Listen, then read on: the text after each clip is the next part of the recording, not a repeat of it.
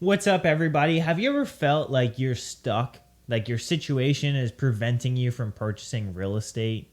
Well, I've got a solution for you. Maybe it's your credit score, maybe it's the lack of cash, maybe you're just in a really bad spot, in a really dark spot. Well, I have a solution. I'm telling you that you could buy real estate and you can find deals and get it funded without allowing your situation to kind of keep you down. So it's called private money. What is private money, first of all? So private money is essentially money that is privately held. It's not held by a financial institution. This is not BB&T. This is not Chase. This is not any of those financial institutions.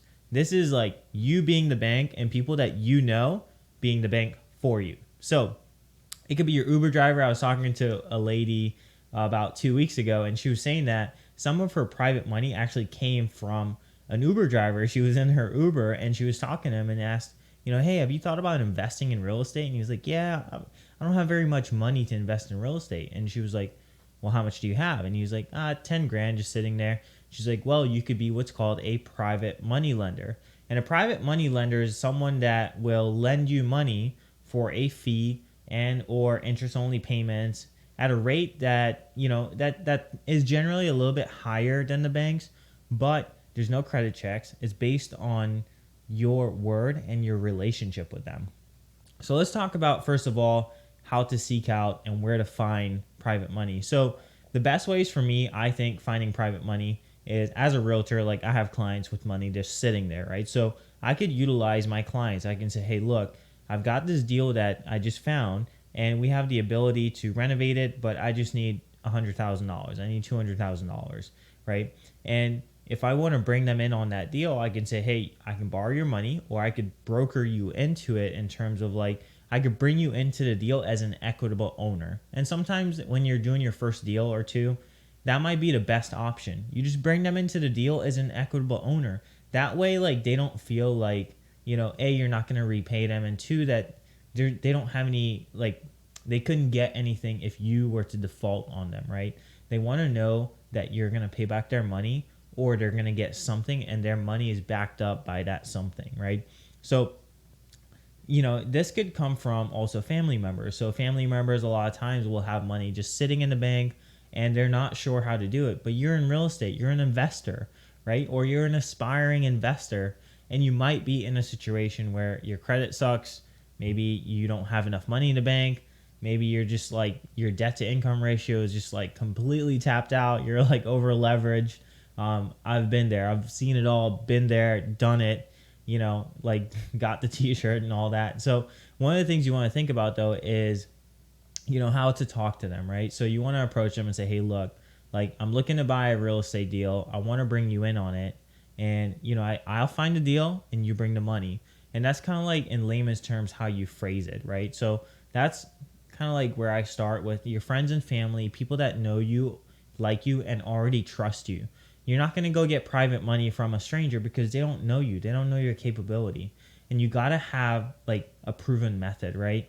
This is not just for someone who's just looking to become a house flipper and think they're going to flip the house with only using private money. You got to have a proven track record.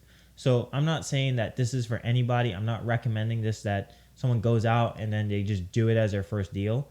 Maybe you become a private money lender before you ask someone to be your private money lender, especially when you're dealing with people's money. Because like, for me, that's something that will keep me up at night. I do not want to be thinking about losing someone's money or be responsible for losing someone's money, right?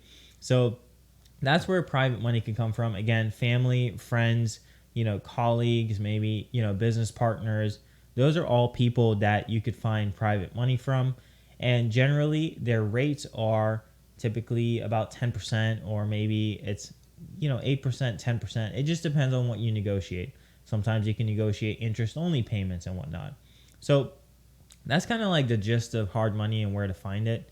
The next step would be, once you find hard money or private money, is to figure out like where to find a good deal. So once you have a deal, I've always been told, like, I had this great mentor in real estate, super nice guy. And one of the things he told me is like, Brandon, look, for the right deal, the money will show up. For the right deal, the money will show up. And I mean that, right? So like, when you have the right deal, the money will show up. So once you get like some soft commitments from people that have hard money, you can go back and say, okay, I'm going to go find a deal that hits this buy box, right? You're going to go back, find a deal. Let's say you find a deal, you're going to bring it to them and say, listen, remember that, we talked about that private money thing. Are you still interested in lending money? Here's the deal that I found. This is what the returns look like. This is how much I need from you. And this is what, the contract will look like. So essentially you want to like bring them into the deal, broker them in, make them an equitable partner on your first one or two. And then they're going to start getting used to you. And then they're going to just really not care. They're going to just be like, you know what? I don't have time for this. Just here's the money. Just go out and do it. So that's kind of like how you bring in private money and you get them used to you, paying them back and you bringing them into the deal. So once you find a deal, again, the money will show up. You present the deal, and then you're going to tell them, hey, look, I'm paying you like 8% or 10%, interest only for 3 months, or I'll give you, if I borrow 10 grand, I'll give you back 12 grand in 6 months, right? Or 3 months, something like that. And again, it goes back to what the S&P 500 is paying them right now, 7-8% maybe. Like, they're not getting that much in the bank if it's just sitting there either. So people are looking for ways right now that they could liquidate their money and use it to make more money that they would have normally in the bank or again in the markets. So that's essentially kind of like where to find private money. I keep saying hard money. Where to find private money so that you could fund your deals. Now, you could use private money to essentially fund your whole deal, right? You could say, hey, look, I'm going to buy this thing all cash. I'm going to use all private money, no hard money. And I'm going to take down this deal all cash, right? So that's one way to do it. Second way is you could use it as a gap, right? So typically with hard money loans, what you see is like you need to put down 20% on an investment property.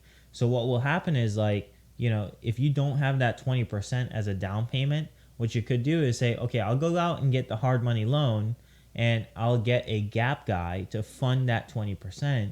And that's going to come from like a private money lender. So once you do that, you came to the table with zero, right? So you have a gap guy who is lending you private money, and then you have covering the 80% with hard money. You're able to fund 100% of the deal, and you're able to do it for no money, right? No money out of your pocket, right? Now, with the hard money loans, you got to make sure that they are okay with them having a second note on that property. So always double check with your hard money lenders if you're going to go that route, to make sure that they're okay with having a second on the mortgage. Most of them are. They understand the risk. There is risk, but most of them are okay with it. So the other way too is, so we said take it down all cash, buy a gap. And then the other way is like just being like a short-term lender, right? So maybe you need some money because you're wholesaling a deal and you need some earnest money deposit. So what you could do is say, hey, I need a private money lender to just put up like an earnest money deposit for like, 2 months, and I'll give you back, if you lend me 10 grand, I'll give you back 12 grand in 2 months. So that's kind of like the gist of what private money is used for. And it's a great tool for you to start investing. And like, trust me, like I've been there. Credit sucks. You don't have any DTI left because you're over leveraged.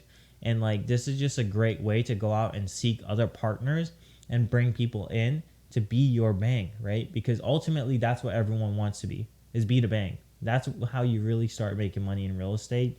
And to me, like that's one of the coolest things about real estate is you really don't need a bank. So don't let the bank tell you that you need the bank, because obviously they'll tell you that. Kind of like go after someone who like and trust that, hey, they want to make some money and they also want to see you do well. So always think about everyone that you meet. It doesn't matter where you meet them. You could talk to them about private money, being a private money lender for you and funding your deals. It's a great way to get started in real estate, especially if you have a proven track record, real estate investing, especially if you have a proven track record. I think it's one of the most awesome things in real estate right now, especially with interest rates being so high. I mean, why not pay somebody I know 10% instead of paying the bank 10%, right? I'd rather pay somebody I know 10% than a bank. So that's my take on private money. More to come on this. I hope you guys enjoyed this video. Felt like I was rambling a little bit, but hope you enjoyed it. Hit that subscribe button below. Send me a comment. Let me know what else you would like me to talk about. I'm happy to do it. Thank you guys for watching. I'll see you on the next one. Take care.